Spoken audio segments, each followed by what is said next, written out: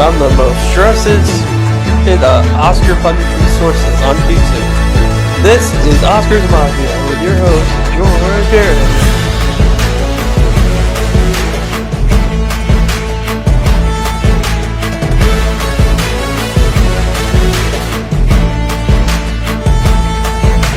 I am not Jon Stewart, sadly, but I am here to maybe kind of not really help you with your in advance Oscar predictions. And, with me, we have our seasoned Oscar pundit, Jasmine Graham. Hello. Not a very good Um, pundit, but like here I am. Neither of us are. But that's the fun of it. It's a few weeks late, but the benefit of that is, we have a better idea of what is coming out now than we did like the night after the Oscars happened. I mean, when the Oscars happened, didn't you So, think Mickey 17 was still coming out? I think that was pushed before then. Okay. Can't remember the timing. But yeah, it gives us a slightly better idea, and now we have some rumors about what might be going to Cannes, and we got some new dates and everything, so it's gonna be fun. Now, in past years, on the old Gold Derby Horses podcast, the way we did it was we had a sheet, like a spreadsheet, and we just went through each movie in alphabetical order. I think this year I kind of just want to like do a numbered list, kind of. We also don't have a sheet this year. I usually make one, Yeah, but like I have a job. It's yeah. so little So, free time. and I think like a numbered list just kind of makes more sense. Um, it kind of gives us an idea of like what we might be predicting, what we think might be more likely than the other, instead of just talking about like a bunch of movies that like by the end of the year nobody's going to care about, in between all the ones that people actually are excited for. But well, I mean, and plus it's interesting to talk about. So without further ado, we could just get on into it. I have a list of 36 films, which I could probably add more if I wanted to. But there's some movies here that I really just don't feel the point of adding. Like Wicked, come on. You really think I'm gonna put fucking Wicked on this list? Well, some people actually I say that some people actually probably would expect me. We could be like, "Where is Wicked? Why is Wicked not in your top 10?" It's not happening, folks. Below the line contender only. I know we're not talking about any other categories, but below the line contender only, Yeah. my opinion. Uh, Production design, costumes, maybe some, maybe makeup. That's probably it. there's some other things that I wanted to say, just not. I'm not going to talk about Way of the Wind, which there's just, like, we just don't know when that movie is coming out. I'm not going to believe it's coming out until it's announced. That's kind of the rule with Terrence Malick. That man is a tortoise. There's some movies that also just won't come out, like Ella McKay. I don't think that's going to come out. Some people do Uh, think it's gonna come out. Some people do think it's I don't think it's going to come out. I don't think SNL 1975 is going to come out this year. that's definitely not coming out this year. Yeah, I know people who actually do think Ella McKay is coming out because they think it's gonna have a really short post production. Uh, Well, we don't know that. but yeah, I personally don't think it's coming out. Could it come out? Now, if Yes, Ella McKay were going to come out, I would have it on this list. But I would too. I haven't put it on my list yet because I don't. I want to wait and see if it gets a release date first, yeah, and I'm if it confirms for this year. But I put like Emma McKay. I put her in actress. Like they get a bunch of acting nominations in this picture probably for me. yeah, we can get Io a Let's get nomination. Iowa. Let's get her an Oscar, y'all. Start that campaign. She's gonna win one someday. I'm telling you. I really think Io's gonna be an Oscar winner at some point. But that's besides that's conversation. Different conversation for different day. I am prioritizing movies that I am more confident are going to come out. But anyway, let's just get into it. I guess we'll just start with the one. This is not my number one because I don't think this is going to win. But if we're talking about the movie that we are most confident getting a nomination, and should be most confident getting a nomination, we can just start with Dune. How well it does compared to the first film, we'll have to wait and see. I don't think it's going to get as many nominations, but I think you could pretty safely pencil it in for a nomination because people really just love Dune, and also it has a lot of text that it simply has to get, and it's going to win visual effects. I think Congratulations, Japan. I think as long as it is nominated in cinematography, there's a chance it doesn't get nominated. But as long as it's nominated in cinematography, it will win cinematography. I think it could win costumes. That was one of my takeaways from the movie was the costume designs are a really big step up from the first film. And And then the next 2 years in VFX is just nice to us because this year was hell. And next year's Dune's winning. Year after that, Avatar's winning. So there's yeah, no Dune movie after it's that. interesting So how that's last year nice. we were kind of talking about like, yeah, it's gonna be Dune, Avatar, Dune, Avatar. But in reality, it's actually Dune, Avatar, Godzilla, Dune, Avatar. So maybe there's another Godzilla movie that comes out in 3 years. That's the one where I would say if you're betting really early, which you shouldn't, you really should not be betting in April. No, but it's Uh, probably it's winning. It's winning VFX. Like well, almost I would that. pencil it in for best picture, sound, costumes, uh nominations, production design, makeup, uh Definitely a lot of text. probably editing. I have Uh it in for I have it in for adapted right now. And directed. I I am getting really so much for what the first one got, which is probably a mistake. But I think the directing, I think, has gotten a lot of praise from compared to like the first one. Because I I don't, and think like, and the directing screenplay, because I don't know, I I don't, think it depends on if the film is at least somewhat win competitive for picture. I think that's going to be the key with these blockbusters is, Barbie was not in win contention for picture, so they don't nominate Gerwig, and same goes for Top Gun with Kaczynski and Avatar 2 with James Cameron. But Avatar 1 got James Cameron Best Director nomination because it was kind of in win contention for picture. And you could say the same for, I guess, kind of Oppenheimer. But oh God, there's a movie that slips my mind. It was like this blockbuster film that was like kind of in contention to win that actually did get nominated. I mean, we could say Gravity. Gravity, I think, is a good example, and that actually did win director. So like a blockbuster. yeah, kind of like a blockbuster. Yeah, there's a recent example I Um, was trying to think of. I guess Mad Max, I think, would be the one that I was thinking of because oh yeah, maybe it's not so much that the movie was win competitive for picture, but Miller was win competitive for director at the time. I was gonna say Mad Max is not one picture. Yeah, but there was a case that Miller could have won director. Yeah, that's probably the only like recent examples. And I don't have the movie in screenplay. I do have, I I actually do have the movie and screen.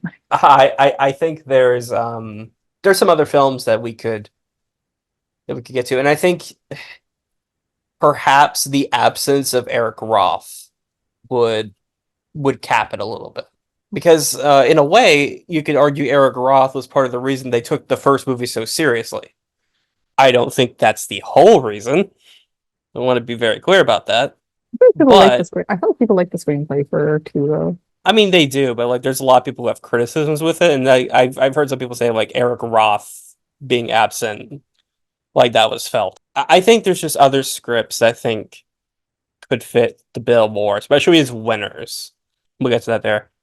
As far as other things, there's Blitz, which I think if you're looking at the whole field, it makes the most sense. Is like the Oppenheimer, the Killers of the Flower Moon, the ones where we see early. It's like, okay, that's Oscar bait. It's a tech player, has a lot of things it can go for. I'm a little bit curious because the movie's apparently ready. It was apparently going to go to Cannes, but they initially said, "Oh, the movie's not ready," but it's rated, which means it's done. And Cannes has not announced their lineup yet, so why is it not there? And there's some rumors that I mean, and I'm taking these with a grain of salt because the whole test screening reactions that we heard about for Maestro did not it didn't really affect the movie very much. But apparently Cannes didn't want it because it just wasn't that great, or they didn't like it much, or something to that effect. I don't know if I believe that because wasn't the rumor they rejected Poor Things or something? Yeah, Is that a rumor? Like, I don't know how much I film believe festival that. Maybe rejections like, don't always matter is the I don't know thing, if I believe because it. Any of it. I mean Toronto also rejected Birdman. Look what happened with that movie. So I don't know. I don't know if I believe it. Any of that. I I don't I might believe it, but I don't know. I don't necessarily believe it would affect the movie, because like the movie could also just be bait enough and have enough really impressive technical achievements to be embraced. Because you look at some of the crew of this movie, you have the cinematographer who is does all the Small Axe films. You've got Adam Stockhausen, who as the production designer, who won an Oscar for Grand Budapest Hotel. He's also done West Side Story and Bridge of Spies, and 12 Years a Slave, actually. The editor, is the editor Joe Walker, or is it someone else? A few moments later. No, it is not. It is not Joe Walker, but it is the editor of Power of the Dog. So, you have a good editor. Oh, and Jacqueline Duran is doing the costumes. So, you have a lot of Oscar nominated, Oscar winning talent. Steve McQueen, you got Saoirse Ronan, you've got Harris Dickinson, Stephen Graham. You've got a really good cast. And I don't know, Steve McQueen hasn't made a bad movie yet. So I don't know. I still think this is going to be good, is the thing. Like, and just like Terry Fremo is just being a weird guy. I don't know. I would still Um, pencil it in a lot of craft categories. it is my year in advance winner because I couldn't think of what else to put as number one. I don't think it's winning, but something needs to be a number one, Yeah, right? So I doubt it wins. I think McQueen could win director, but I don't think it would take picture. I think there are crafts categories that it could win. Sound, editing, maybe production, maybe costumes, maybe I don't know. Maybe this is Saoirse's year and she wins, and well, because he didn't we're win supporting for whichever she's placed in. because he didn't win for 12 Years a Slave. So I mean, McQueen, I'm yeah, he didn't win for 12 Years a Slave, like director, right? He didn't win. he didn't win director, but when the movie won Best Picture, he got an Oscar. Now, What won then? What year was this? what, 12 Years a What Slave? won? No, what won director? Gravity. Oh, okay. Uh, but yeah, like it's I think I think it's still safe to chalk it in for tech categories. And plus I've it's Apple. I have Saoirse Ronan winning, but I legally have to have Saoirse Ronan winning. So don't It's also don't Apple. trust my judgment. And Don't trust my I judgment mean, because Saoirse's my favorite actress. So listen, what else is Apple going to push? They don't have anything else. unless they pick something up, I mean, what are they going to pick up? I don't Megalopolis or know. something? Maybe I don't know. I say that's maybe a possibility. Maybe. We'll get to that in a little bit. Yeah, it's winning. I have it winning like four Oscars right now, which obviously again it's not going to win four Oscars, but I do have such a winning regardless of what category she ends up in. It should be noted that her other film, The Hour, actually doesn't have a distributor. A lot of people are talking about Sing Sing. It played at Toronto in the fall. It played at South by Southwest just a few weeks ago. It's releasing in July. It's getting talks as a Best Picture winner. Yeah, I don't know if I see that. I I'm don't not know if really I sure see if it. I buy that. Yeah, I think, I mean, number one, there's the obvious, like, what if it's kind of like Past Lives, where it starts off really hot in the summer, but as other films come out, it kind of gets buried. Now, obviously, that doesn't happen with every movie. Everything Everywhere All at Once came out in March, and But the one one thing with more. with Everything Everywhere is it broke out of just film circles and into like when my coworkers start talking to me about Yeah, movies, I know they just made it. Because my yeah, coworkers watch like three movies. Like and so I mean, I don't even think with Sing Sing will Past do that. Lives, like it's not me saying that, like, oh well, Sing Sing can't get into Best Picture, because like Past Lives got in with two nominations, right? But also, people loved Past Lives a lot right out the gate. 5 stars, 4.5 stars. I cried so hard. It's also It also has the highest Metacritic score of all of last year's Best Picture nominees, and I think has a higher Metacritic score than all 2022's nominees as well. Barring what Tar has, I don't remember. So people really, really love that film. With Sing Sing, I see that even a lot of the pundits who are like, "Oh my God, this is real. This is a winner. This is a winner." I It's like forget that people have sevens and seen it. That's the thing. eights. I forget that people have seen it because like people have seen this movie. Yeah, like I don't see as many raves for it as I did for Past Lives. Now, you I think it's might hard because say, I think it's hard because there's such a gap between when it first premiered and what's like actually coming out. Because it premiered at TIFF last year, right? so I've had to like keep momentum. I think it was at South by, and Yeah, like some South people by. saw it. So, but I think it'll help when we get closer to the release and like we actually remember that people have seen it. It is also releasing like a month or so later after Past Lives did, which is I guess kind of helpful. I think the thing is though, but again, it's like Past Lives had so many raves coming out the gate. I didn't really see that as much with Sing Sing. Now, one thing you could say is, well, what about Coda? Coda didn't come out with so many, doesn't have as many 5 out of 5s or 4 out of 5s. I can tell you when the movie premiered, and look, I watched the very first screen. It's crazy to me that I'm one of the first people in the entire world to ever watch Coda. Oh, I know, right? Um, when that movie premiered, people were buzzing about that movie. I remember. I actually do. I part of it was probably because of the fact that it was Sundance and it was the first year that Sundance was online and the entire catalog was online, so many more people had an opportunity to see these movies than they did in recent years. Like I can acknowledge that that's part of it. That even affected me on my first viewing of it. Having said that, it's still true that Coda had more nines and tens upon its premiere than Sing Sing did. At least I that's the think. impression I Well, got. I think one thing is the cast was always like a big forefront for Kodo Which, because to they were be just fair, very it that charismatic could and also be the very case with like Sing Sing. it could be and like a different way because like the So cast was like very charismatic, yeah, very like had this big like oh inclusivity, we're honoring the deaf community type of like thing. I don't and there know is who a she case to is on make with Sing Sing because a lot of its cast is people who were in prison okay. and doing these acting programs. So look, I see I see it. I can see why this could work. I'm just like trepidatious about it. I personally don't see Uh, it winning, but I think it could get like I think it could get nominations for picture, actor, and like adapted screenplay. and I think there's a case to make, at least right now, that Coleman Domingo, this Could could win. be, He could yeah, he could win. win. See, And I saw what I was winning.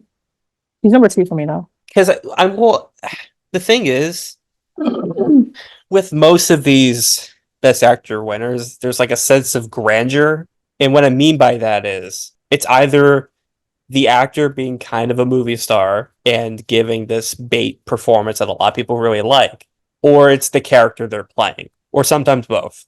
If I just go back through the years, there's Cillian Murphy, Oppenheimer, biggest movie of the year, and he's also playing a real person who had a really important impact on the world in the 20th century. There's Brendan Fraser, movie star from the 90s, huge comeback narrative, and it's for a performance that was, even by the movie's dissenters, very acclaimed. Will Smith, again, movie star and doing an Oscar bait role that again was pretty much universally acclaimed. Anthony Hopkins is also a movie star, and he's just and people said that this was his best performance ever. Joaquin Phoenix is very much both. Everyone knows who Joker is, and uh, Joaquin Phoenix is kind of a movie star.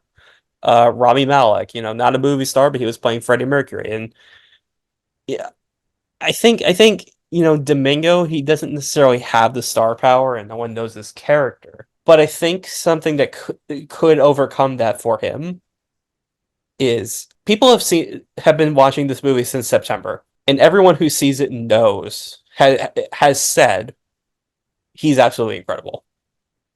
Yeah. Like This this isn't is a an shock. This really yeah, isn't a like shock. this is an Oscar. Like I know the film drunk. He does not like Coleman Domingo and Rustin, but he says in Sing Sing he is Oscar worthy. And this is something that you could have argued with Anthony Hopkins for The Father as well, because people were seeing that movie at Sundance in January 2020, and they were saying then, this is Anthony Hopkins' best performance. This is it. And sometimes it can also help with getting nominations. Because that's kind of one of the things you could argue for Carey Mulligan and Prop Seeing a Woman was like, people have been saying since January, she is fucking good in this. Bill Nye in Living, he's fucking good. And the list goes on and on. I think that could be the thing that tips it for Domingo, that everyone's been saying all year, this is an Oscar worthy performance. This is incredible. So that's what I would say to that. Otherwise, I'm not really big on the movie winning picture. Yeah, I know a lot of people I think just have by default, but yeah, I don't really see it. Could change though. I want to talk to you about The Apprentice. Because for a while, You still I have a winning kinda picture? Do you still have a winning picture? I don't know, to be honest. Look, for a bit, I looked at it and I said, you know what? This is an election year. Election years change, like they affect the results a lot. Current events does in general, I think. Like I don't think there's been a winner since Birdman that hasn't been at least somewhat impacted by a cultural moment or political moment or something to that effect. I feel like, I kind of had this feeling, if it's a movie about Donald Trump, who's going to be one of the major players in this election again, and Hollywood is overwhelmingly liberal, and I do not believe that the director of Holy Spider would make a movie about Trump that is favorable of him. Oh yeah, I also realized it was the director of Holy Spider when I was looking at the director. I was like, oh, okay. Now I'm excited for it. And I think something too, because like a lot of people think like, oh, it's gonna be like an Adam McKay. It's just gonna be like shitting on Trump for sake of shitting on Trump.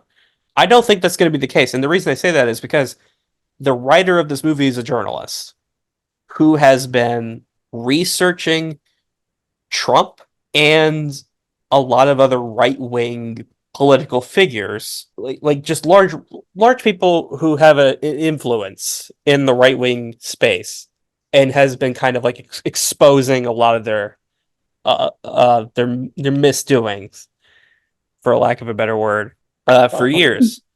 Like, he's not someone who just wants to say like Trump is orange Mussolini or something to that effect. Like, he has legitimate, like he has the receipts, you could say. So, As the so kids say, he has receipts. you have to believe like there's legit shit in the script here, and I do still think that could help the movie get a nomination, because, like, I mean, it is Oscar bait. Let's be serious. It is kind of Oscar bait in a way. Like, you're gonna make a movie about like a real life person and all the scandals he's been in, especially as someone who was very recently president of the United States and maybe president of the United States again. That's pretty compelling, especially when a lot of these actors, including Sebastian Stan, who I personally still have a hard time imagining him as Trump. Like I don't know. It's the voice. I can't really see him doing the voice. If he pulls it off, I don't see how he doesn't get nominated. I am Is all getting I'm saying. nominated right now. I'm getting nominated. I know Jeremy Strong getting nominated. I know Maria Beckle getting nominated. Yeah, like these are all playing real people. Like, and we have video footage of them, and Also, I'm sorry, the press tour for we this, can. the press tour for this movie is gonna be fucking amazing. Like, it's gonna be great. Also, because Donald Trump's gonna not shut up about this movie, I'm pretty sure. So it's just gonna be a wild Yeah. ride around this movie. It's gonna be wild. It's gonna be so funny. The thing about it is that could hold it back from winning. For as much as this movie being about Trump might help it, it could also hurt it in the sense that people might just be tired of him. Especially if he wins. I'd say especially if he loses, because if he loses, he's not gonna shut up about the election being stolen. It's gonna be like the election was stolen yet again. Stolen, stolen, stolen. Crooked Joe has stolen the election again. And there might be another Jan 6. It's like like I don't I think that there might be some people who just are just so tired of Trump and they might be against the movie like getting the top prize because like it's just like I just don't want to hear about him ever again. Now I don't think that these uh liberal Hollywood people really care that much if Trump doesn't like a movie, but the press because like it's Trump. He's not gonna like this movie no matter what. Maybe there's more MAGA people in the Academy than we give it credit for. I don't know if I really believe that much, but it's not an infallible winner. Like there's a package for it because if Coleman Domingo doesn't win, I could see it being Sebastian Stan as long as he pulls it off. I could see Jeremy Strong doing it. I could see Maria Bakalova. Actually, I think Bakalova could be a strong win contender. Okay, so Uh, Mary Beckle was playing Ivanka Trump. Who is Jeremy Strong playing? he's playing Roy Cohn, who was Who? Trump's lawyer, who was Okay. kind of a mentor to him. Okay. There's also screenplay, and because the actors are in makeup, there's maybe a case for makeup as well. Like, there's a package there. It's just how realistic is it going to be? That number one, it's going to win all of those, but also number two, that everyone's going to be on board with like rewarding a movie about Donald Trump, even if it feels relevant. That being said, the relevancy factor I think is still big. Like you can't just brush it off to the side because it's like, oh, it's so divisive. Like no, like people are going to talk about this movie. That is something like no matter what happens with it, people are going to talk about it. It's going to be in the conversation. That like I think it's going to get nominated no matter what. Personally, Yeah. Yeah. now a movie that I think was put on everyone's radar the minute the release date of this dropped, in tandem with its distributor Focus Features Conclave. Edward Barger. I would normally be hesitant with any any director who has only had one hit immediately coming back with their next film. It happens. It does happen. Yorgos Lanthimos just did it. Bradley Cooper just did it. Greta Gerwig did it. But for every one of those, you get an Emerald Fennell or a Florian Zeller or a Spike Lee. It's something you have to be trepidatious about. Florian Zeller call out.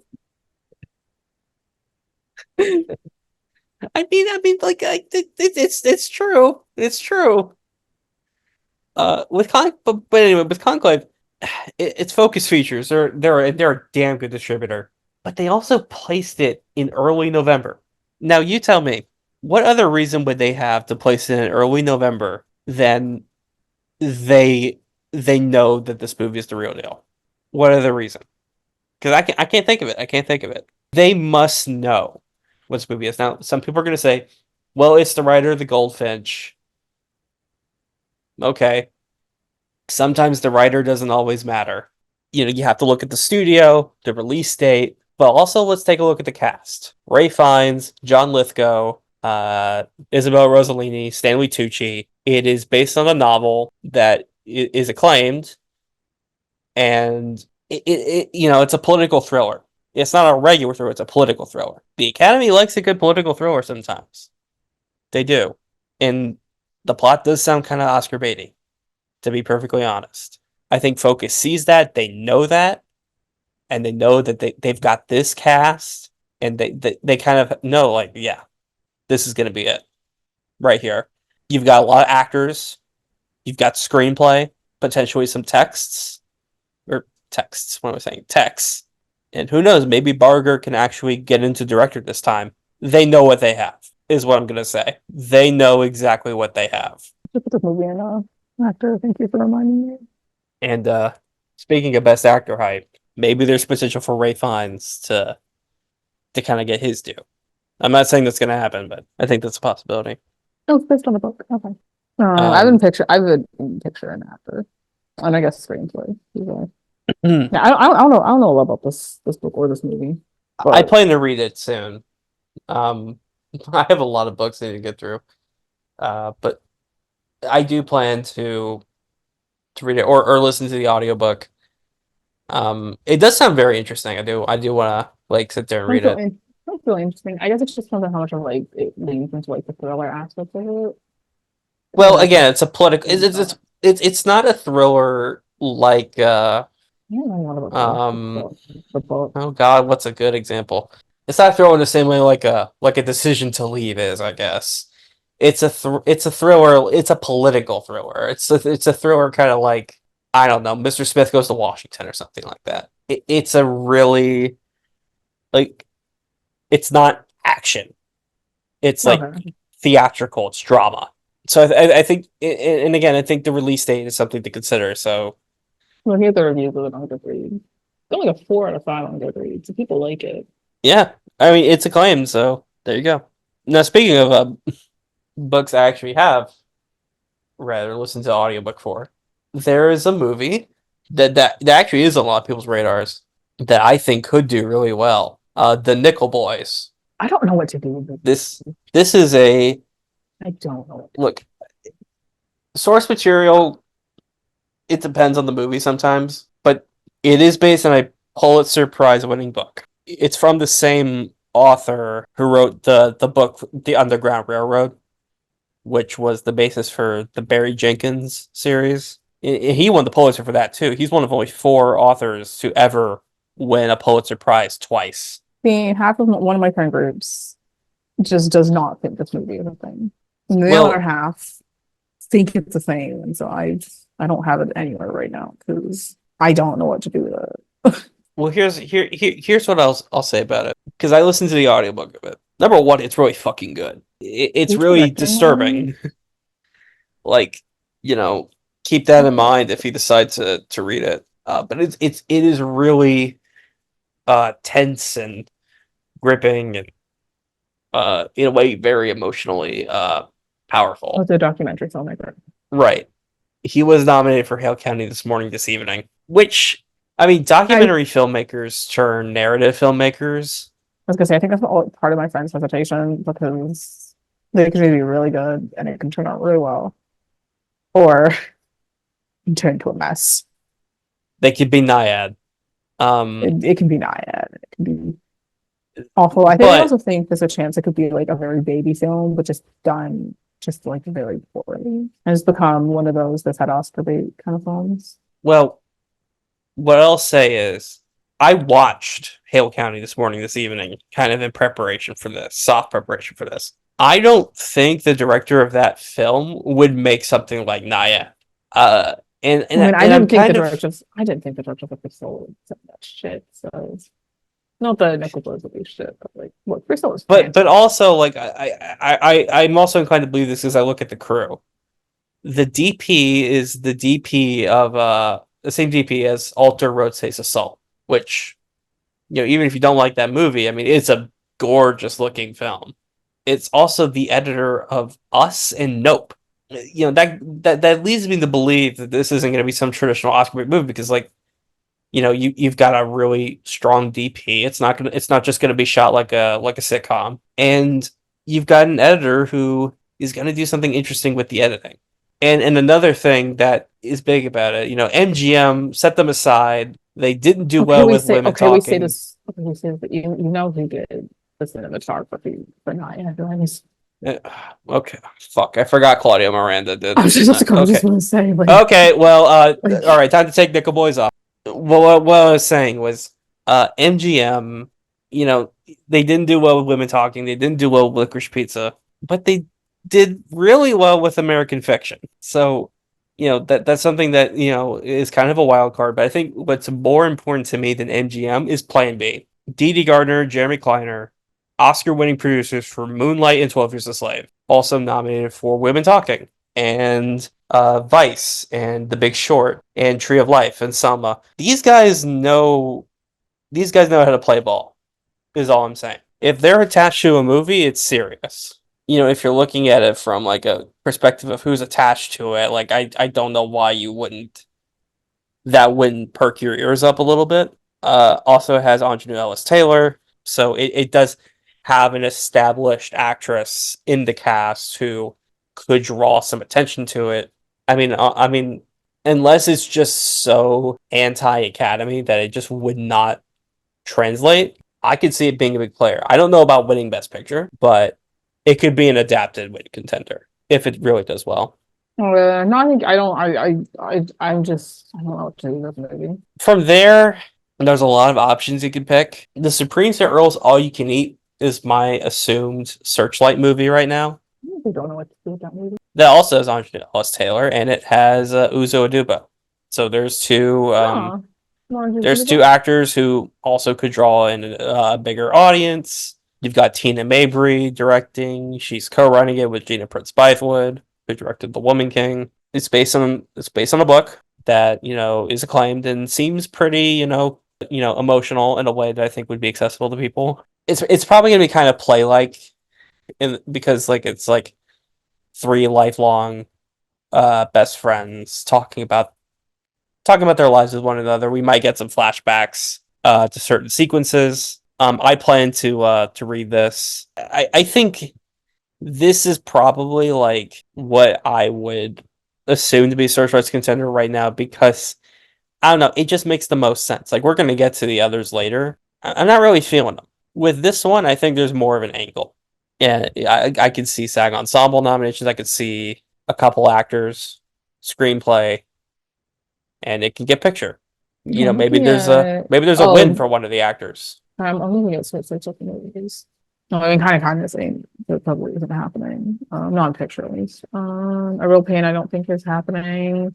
I guess that depends on if do you think Night Bitch is a thing.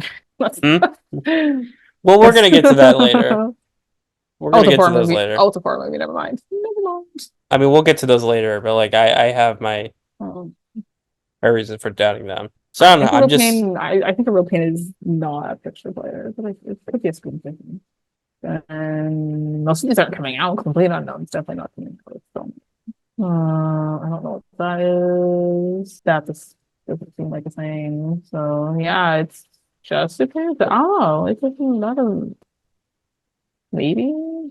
It's so hard because they don't know like anything about any of these movies. Well, I mean, I'd be willing to switch if Supremes isn't good.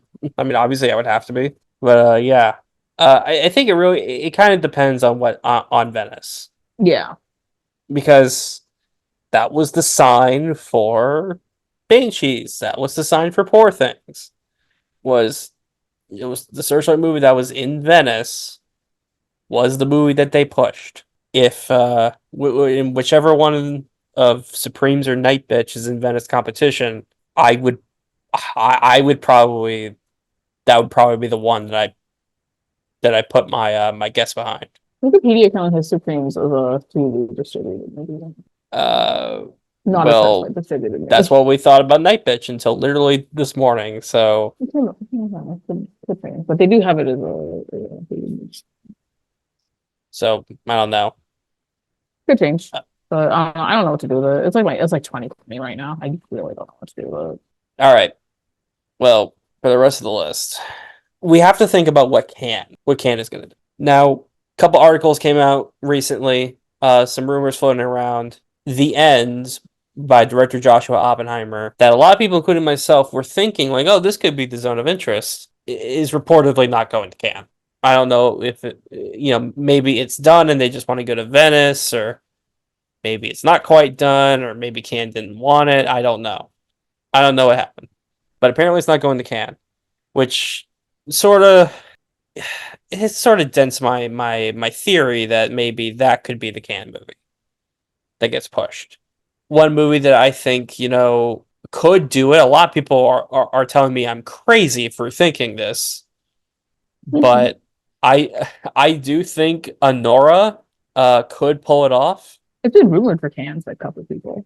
It's been talked about. I mean, I think it makes sense. Red Rocket did play there. I mean, look, it's Sean Baker. Sean Baker is not the type of guy who like goes out of his way intending to make Oscar movies, Mhm. but he is the type of filmmaker who maybe one day could make a movie that appeals to the Academy.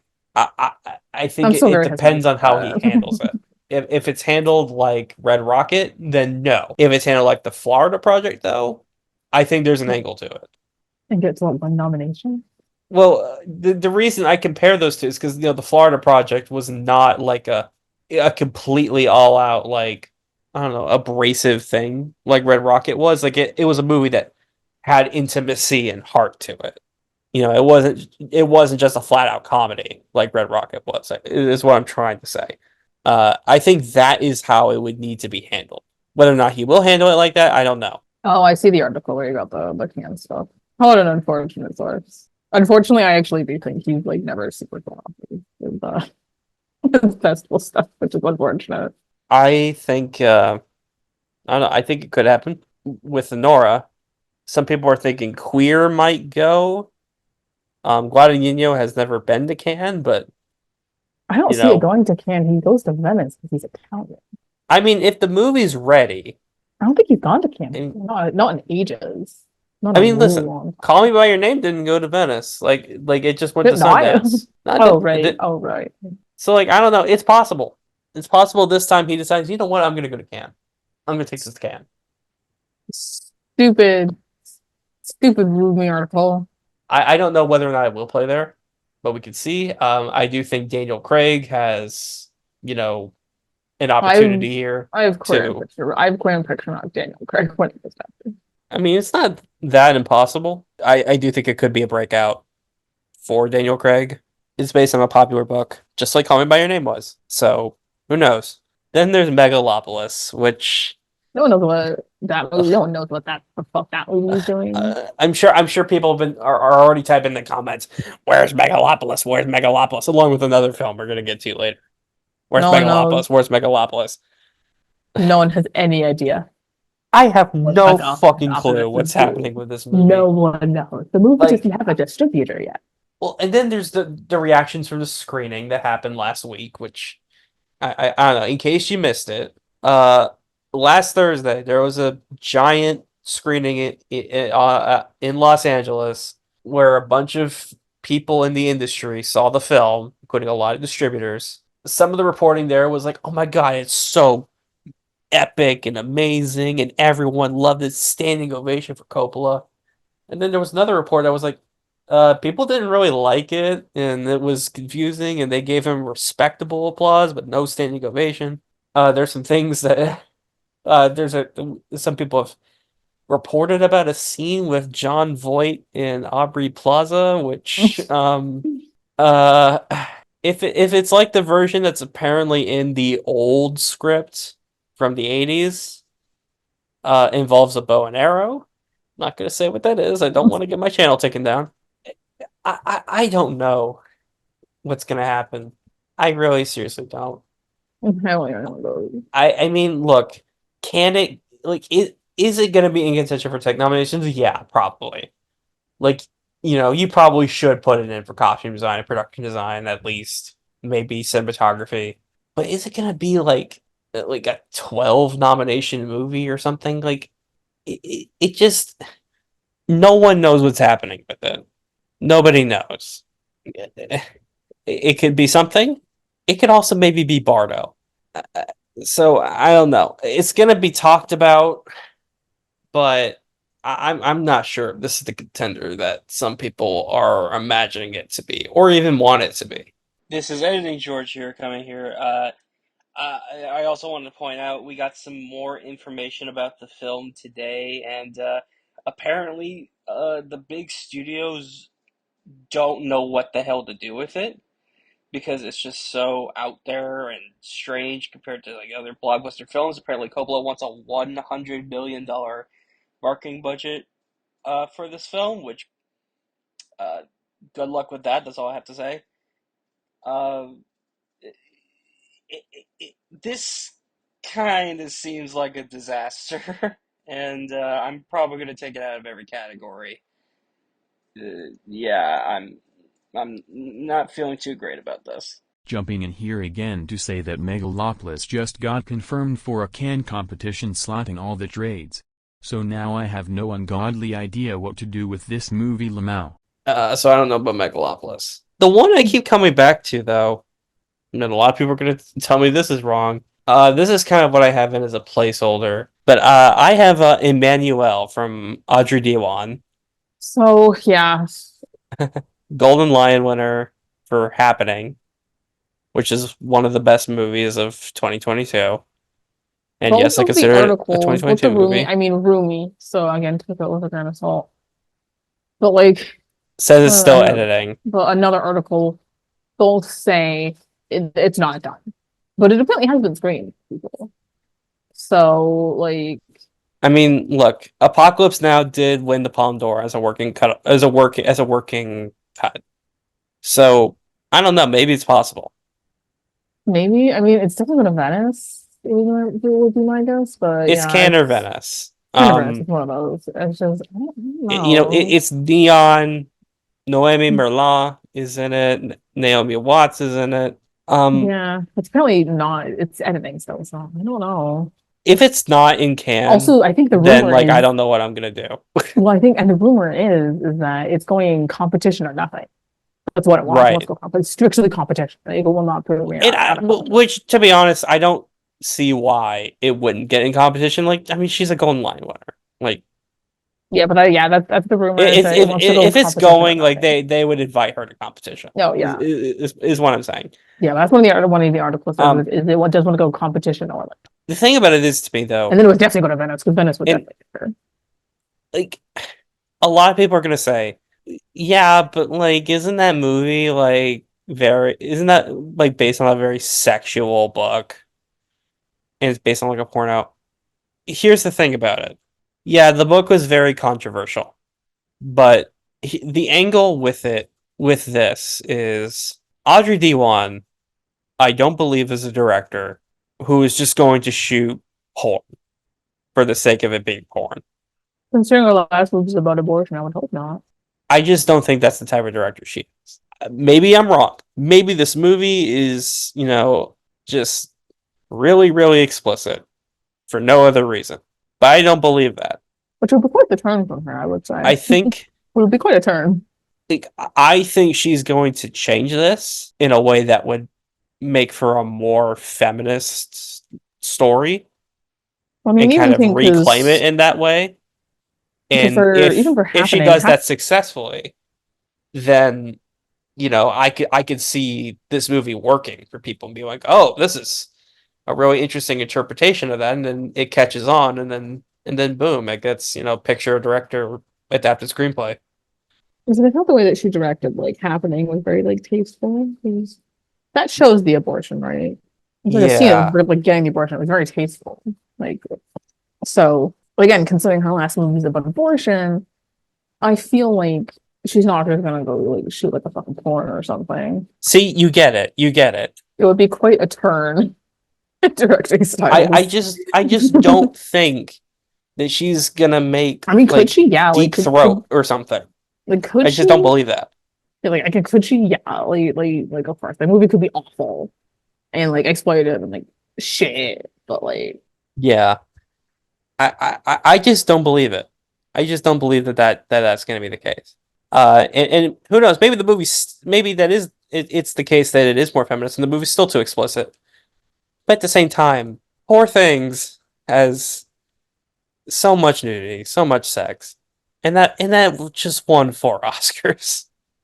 Like, content only matters when it's excessive, or there's like not an angle to it. As long as there's like an angle to this, I don't think content would get in the way of it being a Best Picture nominee. That's all I can say. No, I agree. All right, let's get to the other movie that people are screaming. Why aren't you talking about this movie? Why aren't you talking about this movie? Let's get into Joker 2. Look, I have it at 11. people are I gonna call don't me know. biased.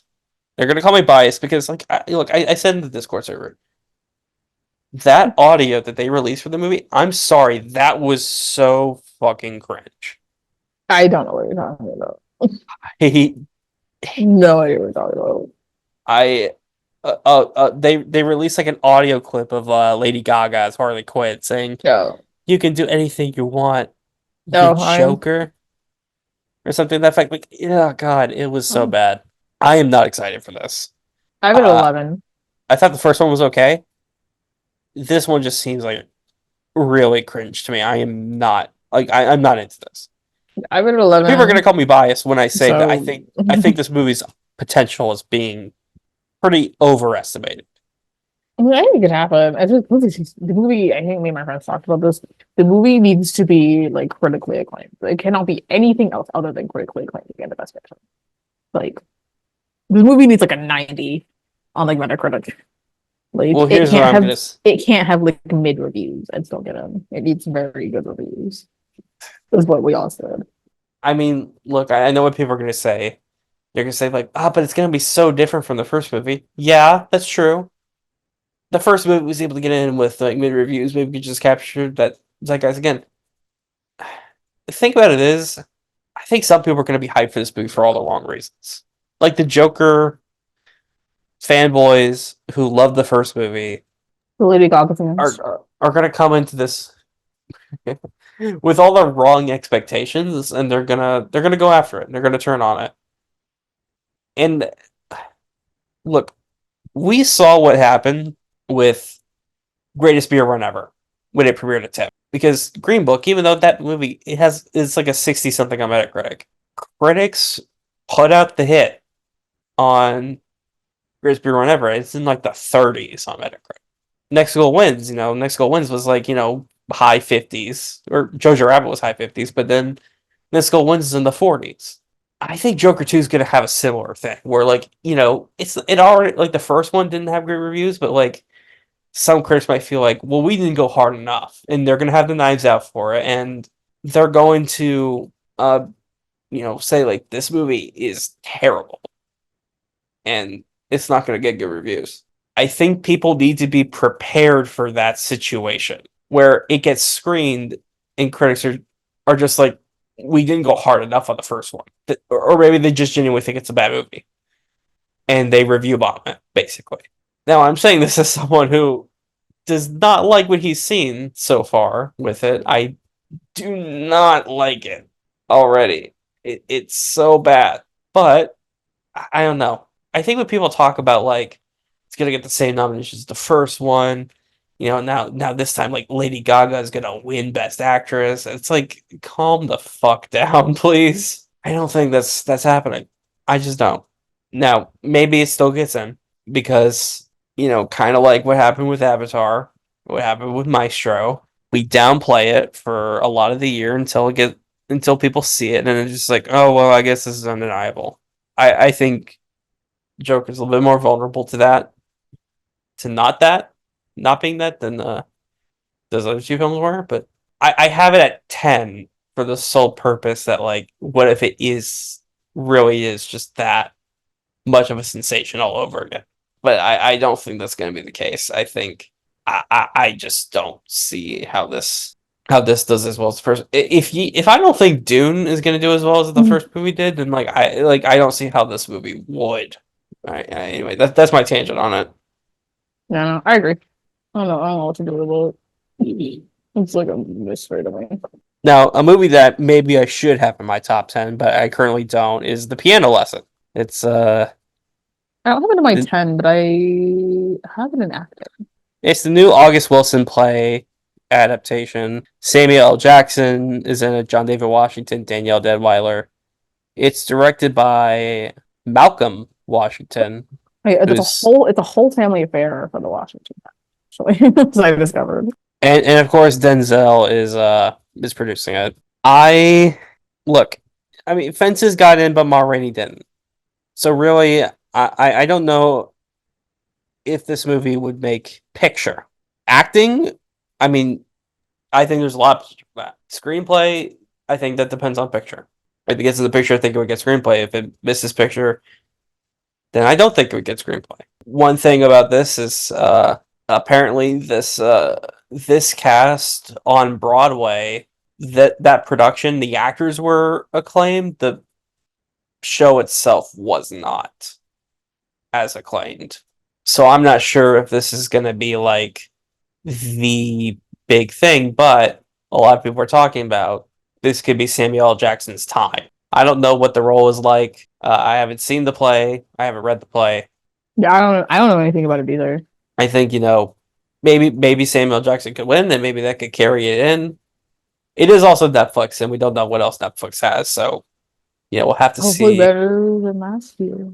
Hopefully. The last movie in the top 15, in my top 15 here, that we haven't talked about is Juror number 2. Oh, this is so different. It's so funny. So different. I mean, look, I'm not going to dismiss it really, because like it does sound closer to bait than other Clint Eastwood movies. But that being said, like, it's Clint Eastwood. I'm gonna believe Clint Eastwood making a decent movie at this point when I see it. I just don't really see it being that good, to be honest. Like, I think something's gonna just not be that great when it comes to this film. I don't know what I it don't is. I don't have it in my top But 20. I don't have it in my 10. Yeah, I don't have it in my 20. I don't know. People talk about, maybe Toni Collette could have a narrative and she could win. I don't know about that. They talk about Nicholas Hoult. They talk about screenplay. I'll believe that one. I'll believe all of it when I see it, I considering agree. how his last movie was awful. Yeah, I don't think that's happening. Then we can kind of talk about these movies a little bit quicker. Maria, the new Pablo Larraín film. I was gonna mention Maria. Maria's my It's a 10 Pablo Larraín because movie. Maria's my 10 because I was running out of movies. So it's a placeholder. Angelina Jolie is like 200% getting nominated, considering Well, yeah. Natalie Portman and Kristen Stewart got nominated. So Angelina And Jolie she's is like definitely an getting Oscar nominated. winner already. So So she's definitely getting nominated. Probably not going to Cannes. Probably just going to Venice because so yeah, they love him. Venice. Probably not a picture thing. We don't know who's distributing it. I will venture to say, yeah, and it did happen for him last year. I mean, Edward Lockman is the DP again. Does it really not have a distributor?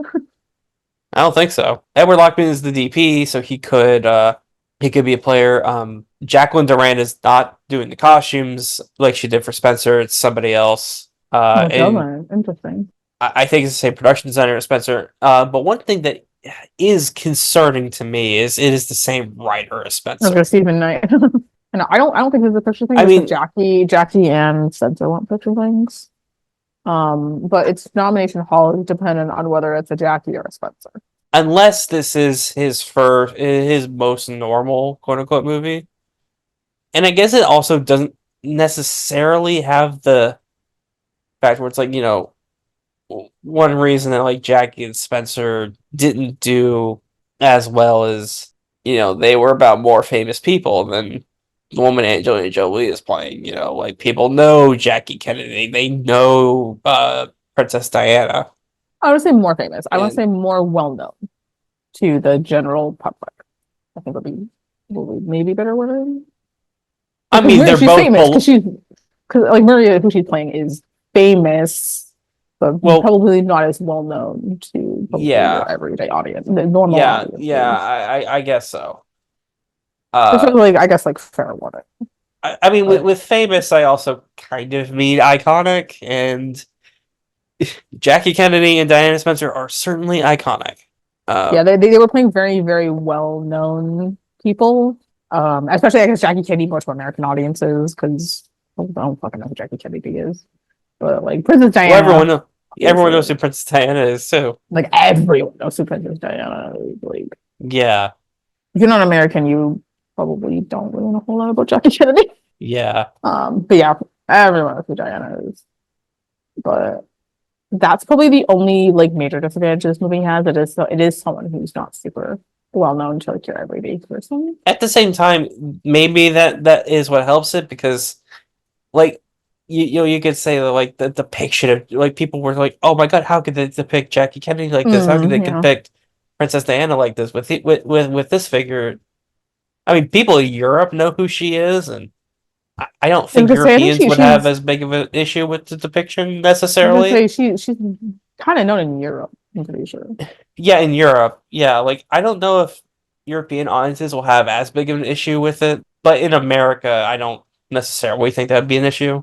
I mean, look, it really just depends on what they do, Courtney McPhee's in this movie. and maybe So he's on the cast list. And I was like, what? Didn't realize he was in that. But yeah, no release date, no distributor. I don't know what that movie's yeah. doing. I mean, Jolie's gonna probably happening. Jolie's definitely happening. If the movie comes out, Jolie's like definitely getting it. Ed Lockman could get in. Maybe he gets costumes or production design or something. Yeah, again, it just depends on if it's Who knows? is it a Jackie or is it a Spencer? Or is it neither and it's actually An somehow, accessible movie. yeah, more normal. Accessible movie. It has to be accessible for that because yeah, Spencer alienated everybody and no one liked it.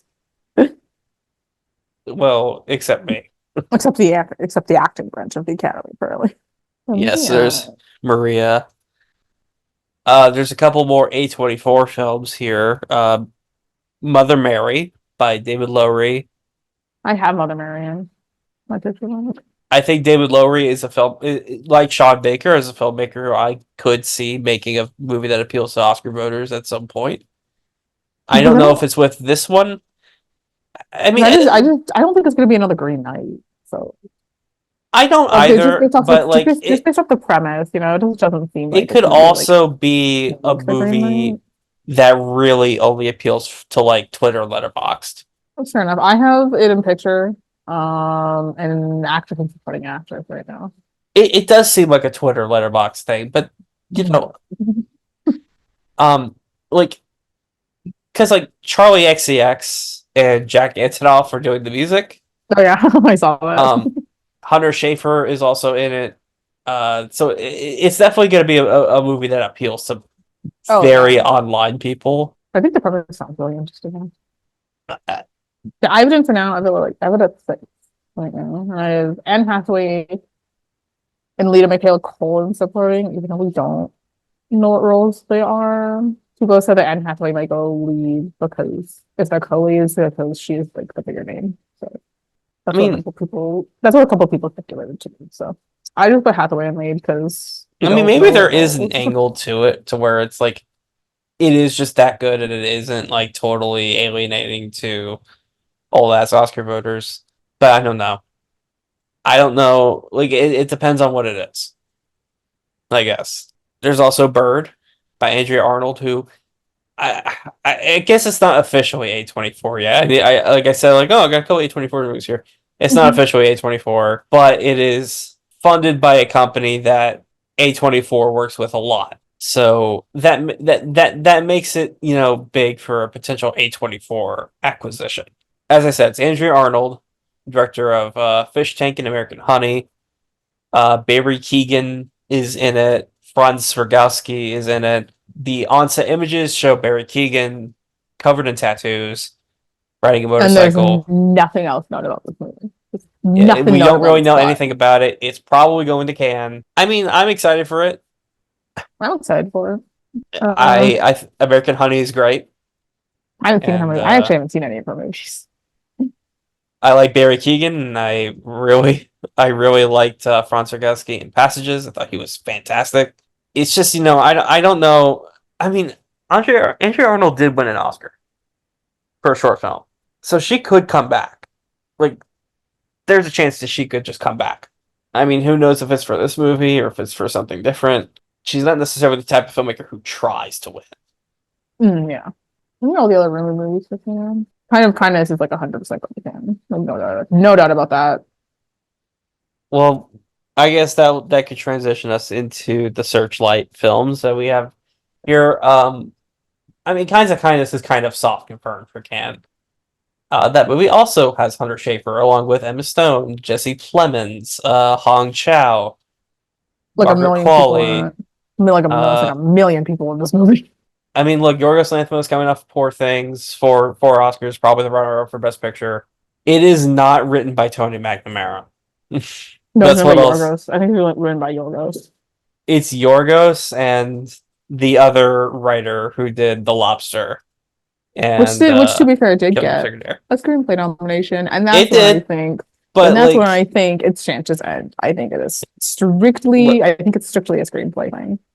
and it's For also an mine. anthology film. Like, when has that ever done well? And before someone says Bardo, that's not the same thing. Or no, not Bardo. What am I saying? Babel. Before someone says, well, Babel was an anthology, it's not an anthology.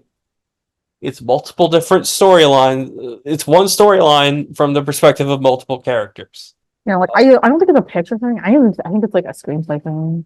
Like maybe an acting, like one of the actors really got to get one, but like I don't think it's a picture thing. I mean, it does have a lot of Oscar nominated people, but uh, that doesn't guarantee anything. You know, I mean, Emma Stone has 2 wins, and Jesse Plemons has been nominated, Willem Dafoe's been nominated, Hong Chau's been nominated, but like, I don't know. Are you gonna tell me that like everyone in this like every Yorgos movie is gonna be an automatic contender now? Because I don't necessarily think that. And it's Great. releasing in June. Let's Like, make that happen. Let's make that happen. you don't go to Cannes, competition or not, and this movie's like, if it does go to Cannes, it's like, I think pretty much guaranteed to be in competition. You don't go to Cannes, competition or not, and then a month later, release and be an Oscar contender for Really Best funny. Picture. That That'd be is. really funny if it did that. It'd be really funny if it did that. I mean, you could say like, well, Shrek was in competition at Cannes and almost made Best Picture. That was 20 years ago. That was the year I was born. Like, God, man. Yeah, Shrek's a very different thing too. screenplay and that's it. So yeah. Yeah, I agree. Night Bitch just got a date. I love that this movie's title was Night Bitch. It just got And is a officially release date officially today. Searchlight. Well, I mean, we knew it was Searchlight. We just didn't know if it was a Hulu thing.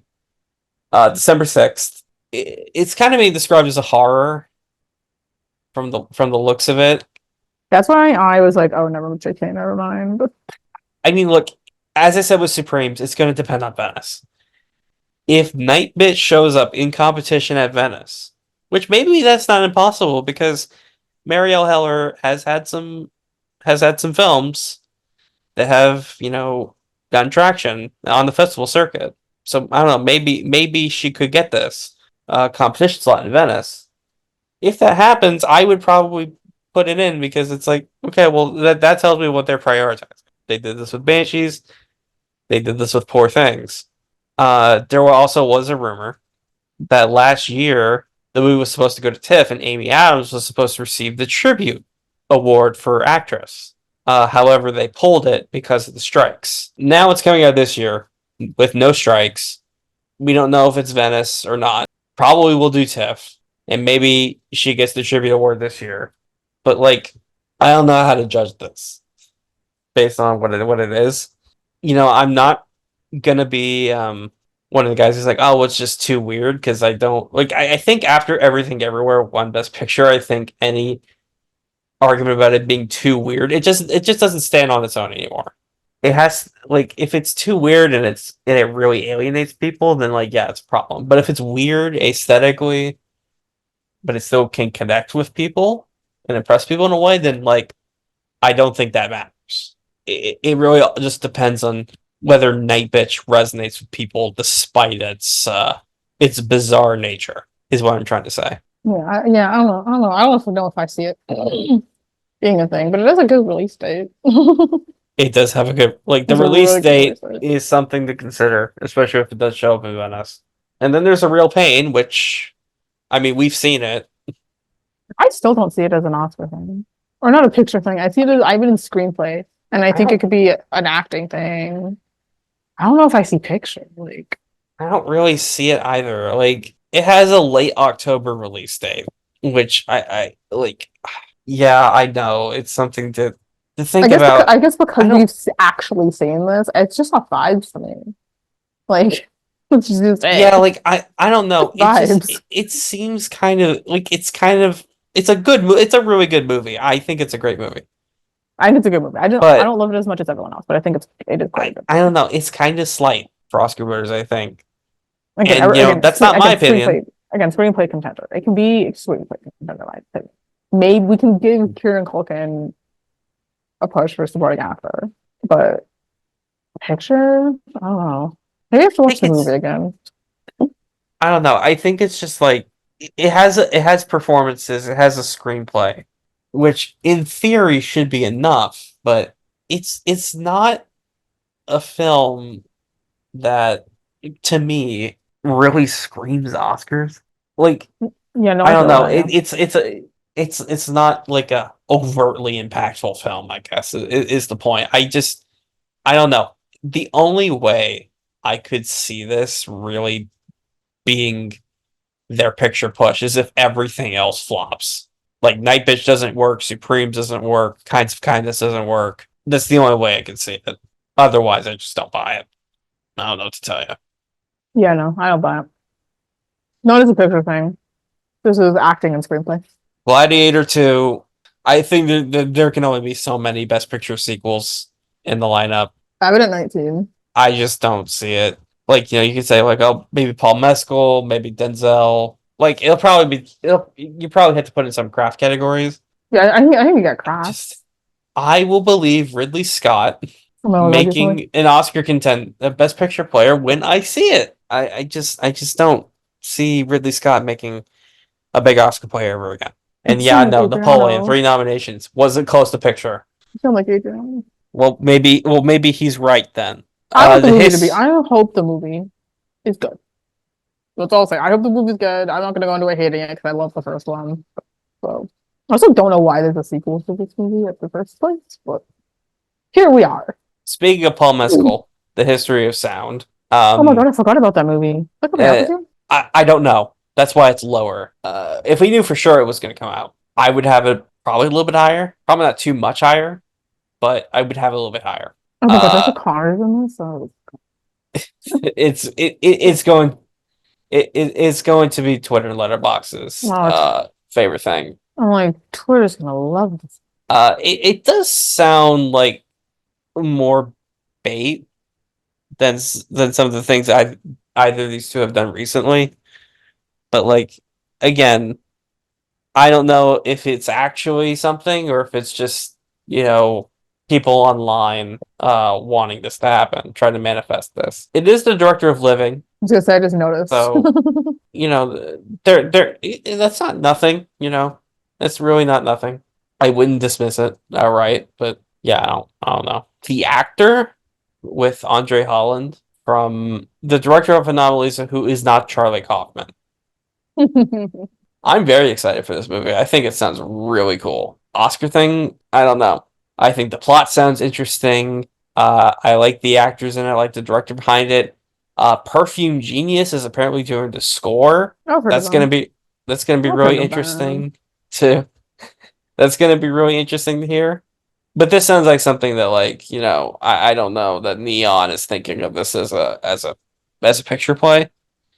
Dee Dee, which we also saw at Sundance, or at least I saw it. It was my favorite movie at the festival. I loved it. I just don't see it being a bigger player, especially since Focus slated it for July and they already have Conclave, and I don't know.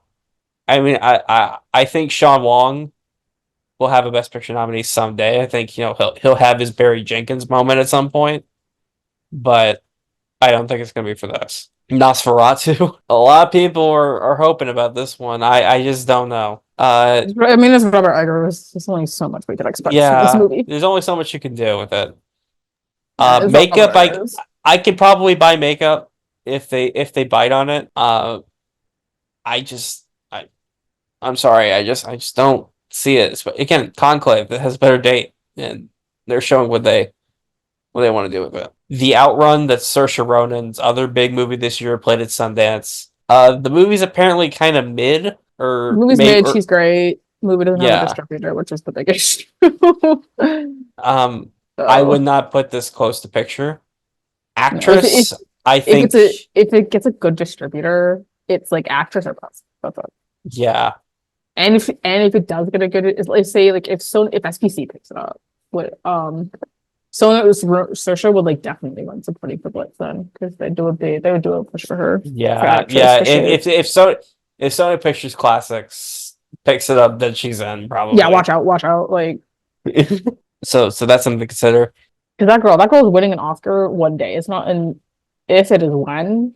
Because I do firmly believe she's winning an Oscar one day, but I don't know if it'll be this year, unfortunately, as much as I really want her to win an Oscar. But I need to ask you your thoughts on Here, the Zemeckis film. when is this again? It's Robert Zemeckis. Eric Roth is writing it. Tom Hanks and Robin Wright are playing people who live in like one room, and there's different corners of the room that take place in different periods of time. It's based on a graphic novel. I know a lot of people. I have it at 16. I'm like so hit or miss with Robert Zemeckis. I hate Forrest Gump. Like with a passion, I hate that movie. And he also made fucking Pinocchio and Welcome to Mars. He made Beowulf. Oh my god, this dude makes awful movies. I mean, people liked Flight. People liked The Walk. So I don't know. Maybe some people were like, maybe he's still. There's so many still misses. I did not know he made Beowulf. That movie's terrible. It is a terrible movie. I agree with you. Like he made Back to the Future, which is good, and he made Castaway, which I did enjoy the last time I watched. The Polar Express looks like a children's nightmare. Oh my god, yeah. He made Pinocchio. He made Welcome to Marwen, which I'm pretty sure weren't people talking about that back in 2018, and then everyone saw it and was like, "Oh fuck." Yeah. Like, I just like every time whenever he releases a movie, we have to talk about it. It's like, because this was Pinocchio, but Pinocchio was everything. But like, yeah. Everyone knew from the jump Pinocchio was not every time he releases a fucking movie, we have those conversations. I feel like it's just like people are taking Here seriously because it's like, oh my god, it's Eric Roth, and oh my god, like the AI. You make one fucking Oscar winning like Best Picture winner, and like this follows you around forever. I mean, at least with Eric Roth, like he's gotten a lot of movies in the picture, like Extremely Loud, Incredibly Close, and Dune, and Stars Born, and Killers of the Flower Moon. Like he wrote extremely. Oh god. Yeah, he did. He wrote it. Was he the sole writer? He is attached to a lot of Best Picture nominated films, but it's like, I don't know. When I hear about this concept, and apparently like the visual effects was done with AI on set and not in post, like, with Zemeckis, like, I'm sorry, I just don't think it's gonna be good. Like with. I just have a feeling it's gonna be a disaster. I think the premise sounds really cool, but I think it could also just be like I don't understand why you don't do this as an animated film, to be honest. Because it would probably be sick as an animated film, but I don't know. God, you make Forrest Gump and no one fucking shuts up about you, Jesus. I mean, look. If this movie comes out and it's a contender, I will come on the show and I will apologize. But I just don't see it. I still am picking Robert Zemeckis for Forrest Gump. So I hate that movie, so I'm thinking running for it. Another potential can title. Paolo Sorrentino's Parthenope. I was gonna mention Gary Oldman. Maybe we'll see. I don't know. I think Sorrentino is The Great Beauty did win international feature, and Hand of God got nominated. I'm not sure if he has a Best Picture nominee in him. I mean, maybe he does, but I don't know. He's kind of an esoteric guy when it comes to his films, and he can be a good director. I didn't like Hand of God much, but I think Great Beauty is very good. So I don't know. I can see this movie being good, but I don't know if I think it's an Oscar thing or not. Oh Canada, the Paul Schrader film, with Richard Gere and Jacob Elordi. I think that I actually think I did read the premise, but it actually doesn't. I just have it on here because why not? I guess. And apparently, apparently it might be going to Cannes. We don't know, but yeah. Oh, Furiosa. Did you mention Furiosa? That's going to Cannes. That's an out of competition Cannes title. That's actually going to Cannes for sure. So I don't think it's a best picture play. Well, not a picture thing. I think I would. Well, I don't have it on here anymore. I had it at 20, but text probably. So yeah, it's totally not. Yeah, probably definitely text. But. I think it also could just blank. Like they could just not care about it. I mean, it could, but we have to consider it, at least for text. Yeah, I know we have to consider it, but like they didn't care about Mad Max before Fury Road. I'm not gonna say it's impossible that they could just not care about it ever again after Fury Road. Like they could say Fury Road's enough, that's good. Well, it's kind of like the whole thing with like some Best Picture nominees. Like they didn't care at all about Noah Baumbach before Marriage Story, except for Squid and the Whale. And then Marriage Story comes out, it's like, oh my god, Baumbach is gonna get nominated for everything now. And then White Noise doesn't get a single nomination, though he did get nominated for Barbie. So I don't know what to tell you. They just might not have any reason to care about Mad Max ever again after Fury Road. Yeah. I think that's a possibility. I'm gonna consider that people need to consider. Yeah, but I need to consider it for below the line. Like, costume design, production design, VFX, makeup, cinematography, sound. It could go either Another way. film that I think maybe you could consider this, and maybe there's a world where this does happen. There's Emilia Perez by Jacques Audiard. I need to look up who this cast is again. I think it's Zoe Saldana, I want to say. I don't know anything about this movie. So Jacques Audiard, he and I don't think I'm saying that right. Yeah, it's Zoe Saldana and Selena Gomez, and also Edgar Ramirez. Jacques Audiard is a French director who's done movies in a lot of different languages and countries. A Prophet and Rust and Bone are French films. But he's also done Deepan, which is a Sri Lankan film. It won the Palme d'Or. There's also The Sisters Brothers with John C. Reilly and Joaquin Phoenix. That was an American Western. This one seems to be set in Latin America. I don't know if it's going to be in English or Spanish or a mix of the two. I think it's probably going to be a mix of the two. I think, he's an interesting filmmaker. I'm not crazy about the Sisters Brothers, but I thought Rust and Bone was great.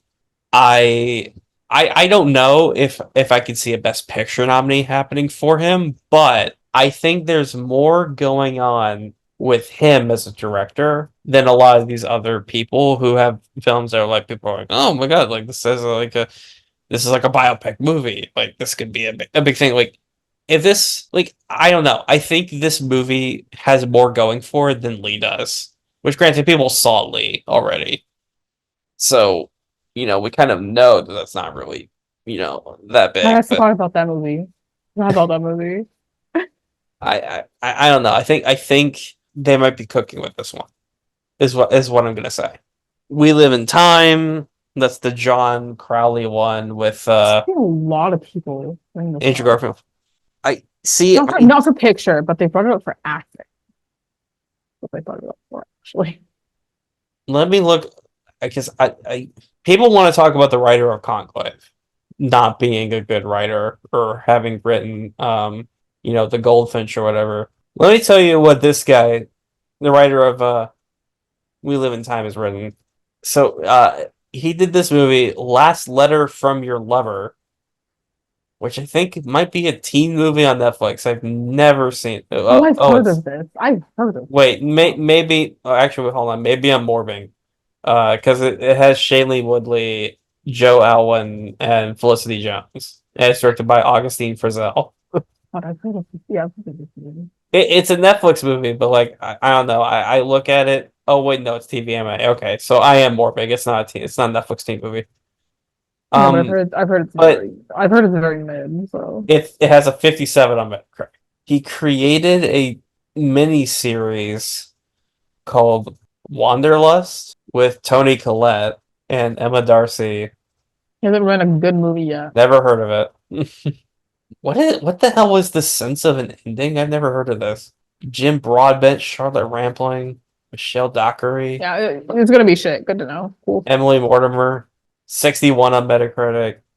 I mean, again, you want to talk about this guy writing like fucking Conclave writer, right? About writing the Goldfinch and the Snowman. He at least also had Tinker Tailor Soldier Spy, which he received an Oscar nomination for. Who the hell does this movie have? And like again, like I'm not saying like that can't stop him or anything, but like I don't know, I feel like we just know what this movie is from the from the sense of it, from the looks of it. We just kind of know what it is. I don't know. I think people are just kind of crazy. There's two last movies on this list that I want to briefly talk about. Civil War. I I don't I see that being a picture. the only reason I have it on the list is like just what if it blows the fuck up. And then the other one is really just like a thing that would be like kind of cool. That'd be cool if they did it, but I don't think they have the balls to do it. I saw the TV glow. Yeah, absolutely not. Yeah, I I haven't don't even think seen the so. movie. I don't see the movie for another 2 weeks. But no, I don't see it. I So I don't have see it heard. I either. think Brett said it is more accessible than Jane's first movie, while going to the World's Fair, which is not inaccessible. Apparently, it is more accessible than that. I mean, they're both pretty low because again, I thought that again, while going to the World's Fair isn't super accessible, but no, Yeah, it would be I massive, only massive, have it massive because like pushes. again, I think I think it's a more exciting film to talk about and to have in the conversation than like some boring ass like dry movie that's very clearly made to try to get awards and it's just not going to be good. I don't know. I would rather have a movie like that on the list than a movie like Lee, right? So anyway, uh before we log off, a couple other films I didn't mention that I probably should, just in case. Long Day's Journey into the Night, which Doesn't exist. we we don't know what is happening with that film. The movie's in purgatory. If it we knew it was coming out this year, I don't think it would be a Best Picture nominee, but Jessica Lange, I think would be in that banning. Just saying. Oh, purgatory, yeah. And also Hitman. Some people might say, like, what about Hitman? What about Hitman? I don't think that's happening. I'm sorry. Summer release date is clear that they're just kind of dumping it. I don't think it's really worth having on the list. And oh shit, what was the other? Oh yeah, Challengers. Oh no. Not on the list. That No, is but very clearly a Twitter letterbox movie. I was like, no, because Luca Guadagnino's movie this year is probably clear. So like, Yeah, and he also no. has Queer, which is obviously going to be the bigger thing. I just yeah, no. Yeah. All right, well, I think that's pretty much it unless you have something else you want to add. No, I don't have anything else on my list that you haven't mentioned. So All right. There's probably over 40 movies that we mentioned. But yeah, thanks for tuning in to this program. And we'll see how wrong we are when it comes around to it. And yeah, get ready for Can, y'all. Peace out.